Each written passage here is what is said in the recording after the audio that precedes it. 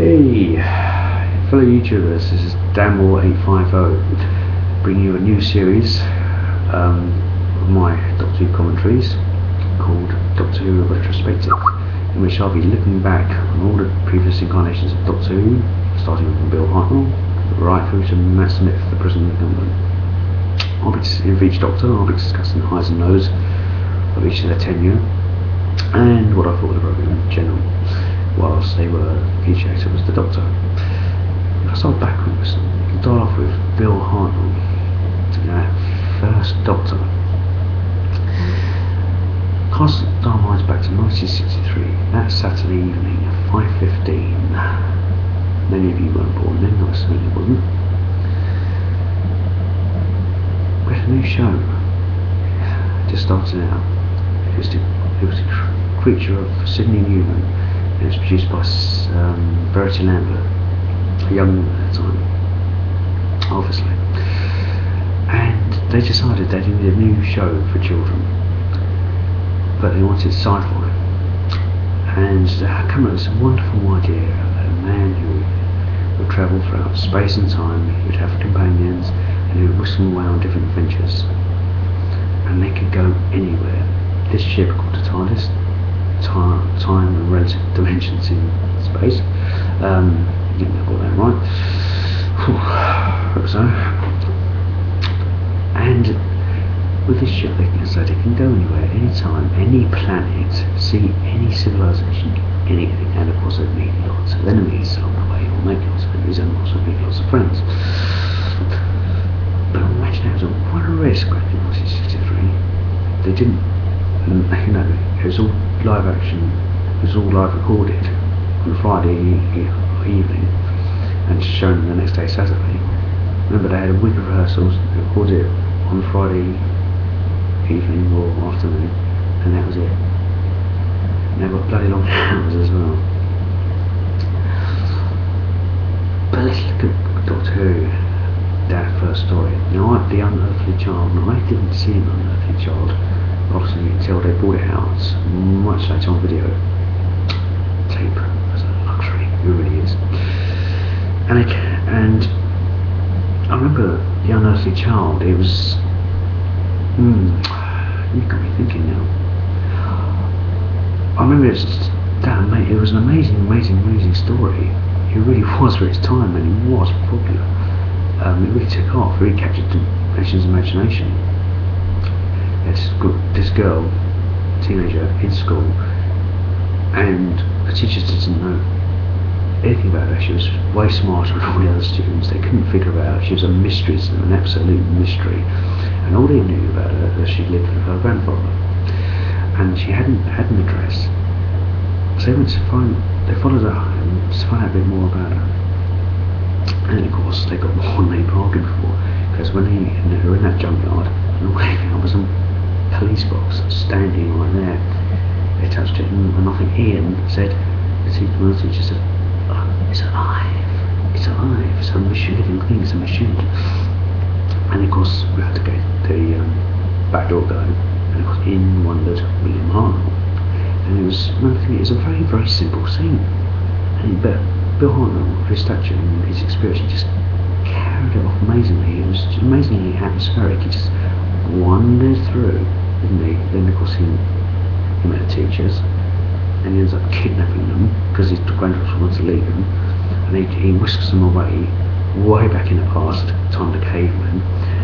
And again, that's a very, very, very simple story, but it was very effective. And I think when we look at Bill Hartnell, that particular story, that in particular, it really showed his dark nature, because he had a darker nature, I think, than most of the doctors that have come after him. To start with, none of the other doctors would consider picking up a rock and doing a caveman in who's wounded, gravely wounded, who they're trying to help so they can make good their escape. But that's what Bill Hartnell was going to do. He's pretty damn obvious when he walks up to him with a rock in his hand. Now, I said, no one else did that since then, and he never did that. But it really got me thinking about him, his alien, isn't he? He comes from Gallifrey, which we find out much later. He's got 2 hearts he can regenerate, we'll also find out much later. but he's not, obviously he's not human, he's not going to react the same way as we do, he's not going to have the same sort of moral codes as we do. And that's what I like about Bill Arnold, because he really showed the alien qualities of the Doctor, but also showed some human side of him as well. The fact that he was very, because he mellowed as the series went on, and he became more approachable and more affable. But of course I liked him because of the fact he could be a bit difficult sometimes, he could be, a bit catchy, and I thought he was great. Then of course we met the Daleks, and that's the first Dalek story. The Dead Planets, I think Matrix Lord 212 or Dr. Freedom will have to correct me, I think that's what it's called. It was called The Dead Planet, I think. And anyway, it was set on Skyrim. It's the first time we meet the Daleks, and it's also the fact that they can only walk on metal. That city they're in, they can only walk on metal. Now, that story never, for those who don't know, but Sidney Newman didn't like the Daleks. He said to Rachel Amber, he said, I don't want any bug-eyed monsters in this show. But of course the Daleks are the epitome of bug-eyed monsters. That's all, they've got stalking heads and everything else. He didn't like them. And we very nearly didn't have the Daleks, but of course as Rachel Amber pulled him up about it and said, well, all we have to go at the moment is the Dalek story. That's all we have. So we have to use them. And they did, and they were an instant hit. I think we were, of course in the 60s you had, what happened after that story was made, you had Dalek toys, you had Dalek lollies, you really did have Dalek lollies, excuse me, Dalek chewing gums, everything was, they wanted, people with kids back then wanted Daleks every single week. They were that popular, more popular than Doctor Who himself, they just loved them. Then once the Dalek story finished, after 6 episodes I believe it was it 4 6 episodes? The next time we saw them was in the Dalek Invasion of Earth. One of my favourite Dalek stories, I have to say, it was one of my favourites. It stands out. My second favourite was Genesis of Daleks with Tom Baker, but that's for another episode. And that story, the Dalek Invasion of Earth, had everything. It really did. It had crap special effects, which were improved later on, the CGI on the DVDs, but it doesn't matter. The story, but jokes aside, the story was absolutely fantastic. It really was. They had the plot, they had the characters, they had the acting, they had the action. It captures your imagination. But then, of course, we lost Susan in that story, played by Caroline Ford, which she didn't leave by choice. Bill Hunt, the Doctor, decided to leave her on Earth and let her have her life without him, which I thought, that was very nice. I thought, I think he did the right thing, rather than dragging him around all over the place. Then, as time went on, of course, after the Dark Age of Earth, we lost Ian and Barbara. They wanted to go home, fair enough, they had 2 years, and they just wanted to get home. And Bill Hunt, of course, the first Doctor was cut up about that, because he, as I said at the end of that episode, I think it was The Chase, was it? Was it the story they left on? Was it called The Chase? He said to Vicky, I think the girl's name was, who joined them, he said, I'm going to miss them, my dear, I'll miss them very much. And he said when they got onto that bus, he saw them through that television set. You could see that they made it home safely. And of course they'd been away for 2 years, and of course the bus fares had increased, and there's a bit of a joke there. And then we moved on to the Time Meddler. This was actually my favourite Bill Arnold story. It wasn't the 10th Planet of the Cybermen or the Daleks, it was the Time Meddler. I just loved it, I really did. Because why? Because it's the first time we meet the Time Lords. Of course he never refers to himself or to Time Meddler as the Time Lords, he just he calls them a Time Meddler, hence the title. Sorry, my computer's mucking around a bit, so if you see more doing this, it's because I'm trying to adjust and get the picture back. But yeah, so again that was hilarious. It really was, because the Time Meddler was being quite felt he was doing the right thing. He thought he was a moral person.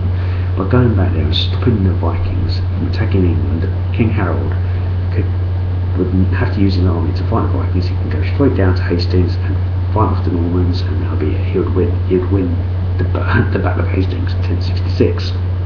Your history lesson there for those who should know the history. But yeah, anything so far, okay. When I was watching it, I thought, yeah, you've probably got a point. If Harold had won, defeat the Vikings, he would have, because he did defeat the Vikings, but the problem is it took 2 weeks or whatever it was to get down to Hastings, and of course by that these soldiers were knackered. They'll find a fresh army from the Duke of Normandy, and that's why he lost. But yeah, so that was that done. And of course the doctor stopped him, and he said to him, right, in that case, he shrunk his TARDIS down and said, you're not coming out until you've actually learned your lesson. So he got be stuck on Earth, and of course he set him free eventually, because the Daleks came back in and obviously needed his help. But then of course, as time wore on, we had 3 years of Bill Hartnell. 3. He went into season 4, but season 4 he only did 2 stories. The Smugglers, which is no longer available, and the 10th Planet. Episode 4, I believe, has been reanimated for a new DVD release. So, and that's where we first meet the Cybermen. Didn't think of, well, actually I did enjoy the story. To be fair, I thought Cybermen were hilarious, but I enjoyed the story. I thought the idea of them coming from Mondas, coming back to Earth, the sister planet, was a great concept. It really was. And of course Cybermen turned themselves into Cybermen, and that's how they get involved and came about. And of course it affected Bill Hartnell, the 2 planets meeting, or so he thought at the time, and that's caused his regeneration. And